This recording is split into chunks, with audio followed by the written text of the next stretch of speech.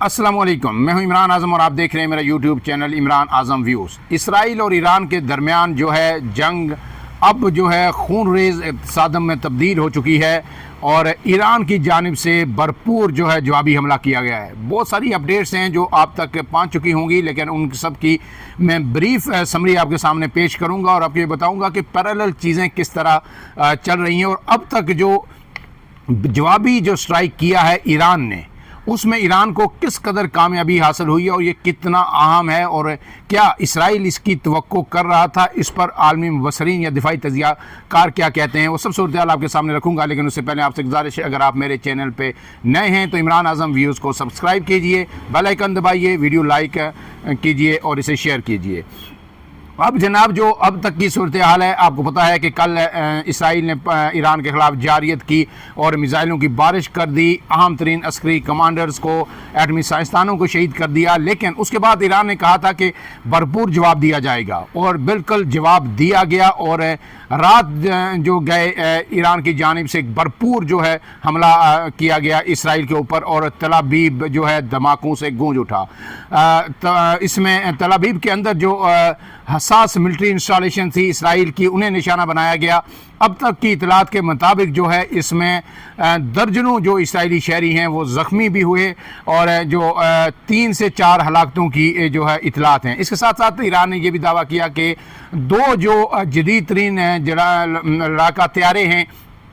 Israel के वो भी मार गिराए गए हैं और एक खातून पायलट को भी गिरफ्तार किया गया है। ताहम इसराइल ने इसकी तरदीद की है कि ना हमारे तैयारे गिरे हैं और ना खातून को गिरफ्तार किया गया है। लेकिन ये बात जो है बिल्कुल वाज़ेह है कि जिस तरह वहाँ पे चीखो पुकार तल अवीव में हो रही है, उससे ये ज़ाहिर होता है कि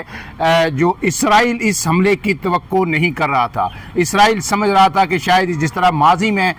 ईरान हल्के फुल्के स्ट्राइक्स के साथ जो है अपनी प्रेजेंस शो कर रहा था कि इसराइली जारियत के ख़िलाफ़, अब की बार भी वही होगा। लेकिन इस बार ईरान ने जिस तरह दावा किया था उसके बिल्कुल मुताबिक अब तक रिस्पॉन्स किया है। और अब जब मैं आपसे बात कर रहा हूं तो इस वक्त ईरान की जानिब से इसराइल पे 5वां हमला भी हो चुका है और इसराइल की जानिब से इसराइल पर ड्रोन्स के ज़रिए ईरान हमला कर रहा है और मिसाइल्स के ज़रिए हमला कर रहा है और मिसाइल्स में जो खैबर मिसाइल है इस वक्त उसकी गूंज हर तरफ सुनाई दे रही है। इससे पहले आपने देखा कि पाकिस्तान और भारत की जंग में फतह मिसाइल के चर्चे हुए थे, जो पाकिस्तान का फतह 1 और 2 मिसाइल हैं। लेकिन अब की बार इस खित्ते के अंदर जो है खैबर मिसाइल की जो है गूंज सुनाई दी जा रही है और अगर ईरान ने जो है इसराइल का जो जहाज़ भी गिरा दिया है तो फिर ये ईरान की एक बहुत बड़ी कामयाबी होगी और इसे इसराइली टेक्नोलॉजी की शिकस्त भी करा दिया जा रहा है। इसके साथ साथ जो ऑपरेशन जो ईरान ने लॉन्च किया है, तो जो इसराइल ने ऑपरेशन किया था उसका नाम उन्होंने राइजिंग लाइन दिया था, लेकिन उसके जवाब में जो ऑपरेशन ईरान ने किया उसका नाम जनाब ऑपरेशन वादा सादक 3 जो है वो दिया गया है और अब उसी के तहत जो है ईरान ये सारी कार्रवाइयाँ कर रहा है। अब इसमें यरूशलेम के साथ जो है ये गश्तान उनका एक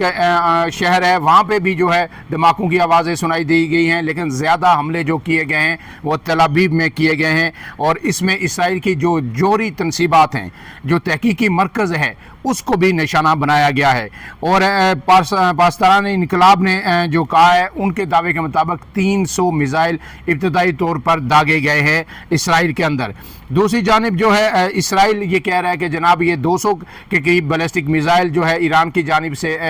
फायर किए गए, जिसमें से जो अक्सर को जो है वो रोक दिया गया या उन्हें नकारा बना दिया गया। लेकिन ईरान ने कहा है कि उन्होंने अपने इब्तदाई अहदाफ जो है वो हासिल कर लिए हैं और उन्होंने कहा है कि अभी तो ये बदला शुरू हुआ है, जो हमारे लोग शहीद हुए हैं उनका बदला हम ऐसा लेंगे कि इसराइल को अपनी इस भूल पे, अपनी इस जहारियत पे बड़ा पछतावा होगा। इसके साथ साथ जो नेतन्याहू हैं इसराइली वज़ीर आज़म, उनका भी बयान जारी किया हुआ है और उन्होंने ये कहा है कि जनाब एटमी हथियार ईरान बनाने जा रहा था और हमारे पास इसके अलावा कोई रास्ता नहीं था कि हम ईरान को रोकें। अगर हम ना ये हमला करते तो आइंदा जो है 6 माह के अंदर अंदर ईरान एटमी धमाका कर सकता है। ये तो इल्ज़ामात हैं। आपको पता है कि इससे पहले इसी तरह के इल्ज़ामात इराक पे लगा के हमला किया गया था और बाद में कहा गया था कि वो खबर ही गलत साबित हुई है। जब ये मुज़ाकरात ये चल रहे थे ईरान के जोरी प्रोग्राम को पुरअमन तौर पर उसे दस्तबरदार होने के लिए, तो फिर इन हमलों की ज़रूरत नहीं थी। अब ये चीज़ भी इस्टेब्लिश हो चुकी है कि जो इसराइल है उसे मुकम्मल तौर पर जो है अमेरिका की बैकिंग हासिल थी और अमेरिकी आशीर्वाद से ये सारे हमले हुए हैं। इसके साथ साथ जो दूसरी डेवलपमेंट है वो रात के जो अक़वाम मुत्तहिदा की सलामती कौंसिल का इजलास हुआ और वहाँ पे पाकिस्तान ने बहुत ही दो टोक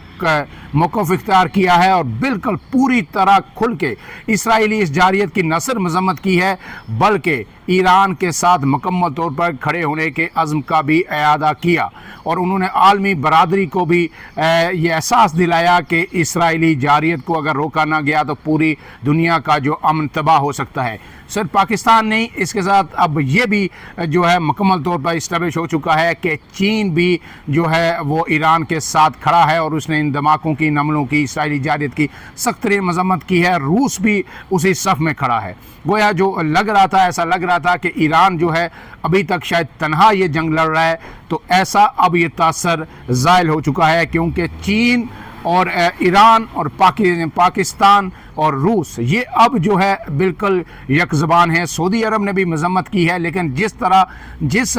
जो है अंदाज में चीन और पाकिस्तान ने गुफ्तगू की है या रूस ने गुफ्तगू की है, वो रद्द अमल अभी तक सऊदी अरब की जानिब से नहीं आया। तो क्योंकि पाकिस्तान, रूस और चीन वो इस खित्ते में इस जंग से सबसे ज़्यादा मुतासर हो सकते हैं और वो फ्यूचर प्रेडिक्शन वो देख सकते हैं, क्योंकि वो समझते हैं कि ये जो तोसी पसंदाना अज़ाइम हैं, ये जो इसराइल और अमेरिका जो है ये इनकी जो है मिली भगत है, गठजोड़ है और इसी को वो आगे बढ़ाना चाहते हैं।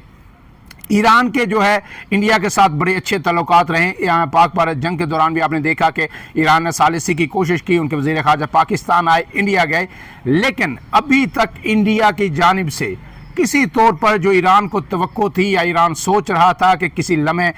इंडिया एक बड़ा मुल्क है इस खित्ते का, वो हमारे साथ खड़ा होगा, अभी तक किसी किस्म का तगड़ा जो रिस्पांस जिसकी ईरान को उम्मीद थी वो नहीं आया। इब्तदाई बयान एक आया, लेकिन वो बयान आप उसको कह सकते हैं कि ये ना होने के बराबर है। उसकी वजह यह है कि इसराइल और इंडिया का गठजोड़ किसी से ढका छुपा नहीं है और पाकिस्तान के ख़िलाफ़ भी जो जंग थी उसमें इसराइल की पूरी मदद जो है भारत को हासिल थी। अब इसके बाद जनाब जब ये हमले आगे बढ़ रहे हैं तो ये एक सवाल उठाया जा रहा है हर तरफ से कि क्या ये जंग फौरी तौर पर बंद हो जाएगी या आगे चलेगी। तो इसमें जो नेतन्याहू का बयान आया, उन्होंने ये कहा है कि जंग ये इतनी जल्दी अब ख़त्म नहीं होगी और मुसलसल हमले किए जाएंगे ईरान के ऊपर और ये जंग 20 दिन तक भी चल सकती है। गोया जो अहदाफ वो हासिल करना चाह रहे हैं, ज़ाहिर है उनकी एक प्लानिंग है, तो उसके मुताबिक जो है उन्हें ये लगता है कि 15 से 20 दिन के अंदर वो अहदाफ हासिल कर लेंगे और इसराइल को जो ईरान है उसे इतना नुकसान पहुँचा देंगे कि ईरान दोबारा संभल नहीं सकेगा। लेकिन उससे पहले ये जंग है, इसमें सूरत हाल लम्हा ब लम्हा बदलती है। इसराइल ने अगर ऐसे ही हमले जो ईरान ने जारी रखे इसराइल के ख़िलाफ़, तो फिर इसराइल भी बैकफुट पे ज़रूर जाएगा और अगर ईरान को अमली तौर पर चीन की और रूस की जानिब से या पाकिस्तान की जानिब से टेक्निकल असिस्टेंस या सपोर्ट दिगर जो है दिफाई सपोर्ट भी मिल गई मुकम्मल तौर पर, तो फिर इसराइल के लिए इस जंग में सवाई रुसवाई के और कुछ उसके हाथ नहीं आएगा। लेकिन अब सवाल ये पैदा होता है कि क्या अगर ये हमले मज़ीद जारी रहते हैं तो इसराइल के पास जिस बात का शुबा अमेरिका को था, इसराइल को था कि एटमी हथियार की सलाहियत हासिल कर ली है, क्या ऐसा हो सकता है कि ईरान जो है अपने एटमी हथियार भी इस्तेमाल कर सकता है अगर उसके पास हैं? तो अगर हैं तो मेरे ख्याल में इसके बाद जो है ईरान मज़ीद किसी तहम्मुल का वो मुज़ाहरा नहीं करेगा जिस तरह की जहारियत इसराइल की जानिब से की गई है। और अगर इतनी तबाही के बाद भी इसराइल जो है जो ईरान जो है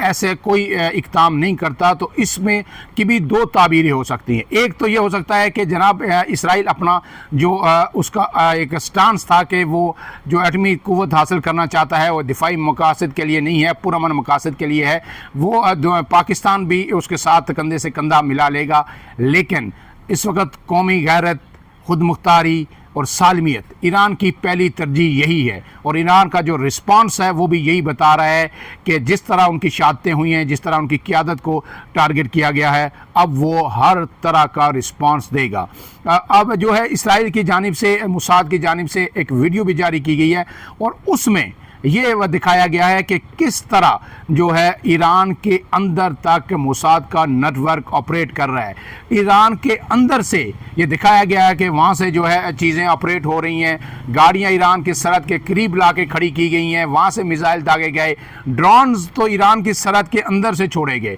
और फिर जो इंटेलिजेंस नेटवर्क था मोसाद का वो इतना डीप था कि एक एक लोकेशन का, एक एक शख्स की लोकेशन का उन्हें अंदाज़ा था। ईरान को अब इस सब के बारे में भी देखना होगा कि वाकई क्यों इतने अरसे से पेनिट्रेशन हुई। इसराइल का मौक़िफ़ है कि ये हमारी 30 साल की मेहनत है और ख़ास करके गुज़श्ता 6 माह के अंदर जो हमने प्लानिंग की, हमने यहाँ तक कि हमने अप्रैल में ने ये कह रहे हैं इसराइली मीडिया और नेतन्याहू कि अप्रैल के अंदर हमने तारीख भी डिसाइड कर दी थी कि हम इसराइल पे हमला का जो ईरान पे हमला करेंगे, कहाँ कहाँ करेंगे, किन किन इंस्टॉलेशन को हिट करेंगे, किन शख्सियात को हिट करेंगे। तो फिर ईरान इतना बेखबर क्यों था, ईरान की इंटेलिजेंस इतनी नाकाम क्यों हुई? पैरेलल दो फोर्सेस हैं, एक तो उनकी रेगुलर आर्मी है, साथ पासदारान इनकलाब है। ये दो रेगुलर फोर्सेस हैं, इनकी अपनी इंटेलिजेंस एजेंसीज हैं, इनका अपना बेहतरीन नेटवर्क है। उसके बावजूद ये ईरान से इतनी बड़ी ख़ता कैसे हुई कि उन्हें कोई ख़बर ना हुई कि इस तरह का इसराइल इस तरह की जो है तबाहकुन किस्म की प्लानिंग कर चुका है। इस तमाम सूरत के हवाले से आपको लम्हा बलम्हा अपडेट करते रहेंगे, लेकिन डेवलपिंग स्टोरी है। With in time, with in minutes चीज़ें तब्दील होती रही हैं, लेकिन हम आपको ब्रीफ समराइज़ करने की कोशिश करेंगे और फिर साथ आपको भी बताएंगे कि आलमी मंजरनामा इस वक्त अब क्या बन रहा है। फ़िलहाल के लिए इतना ही। इमरान आज़म को दीजिए इजाज़त। अल्लाह हाफ़िज़।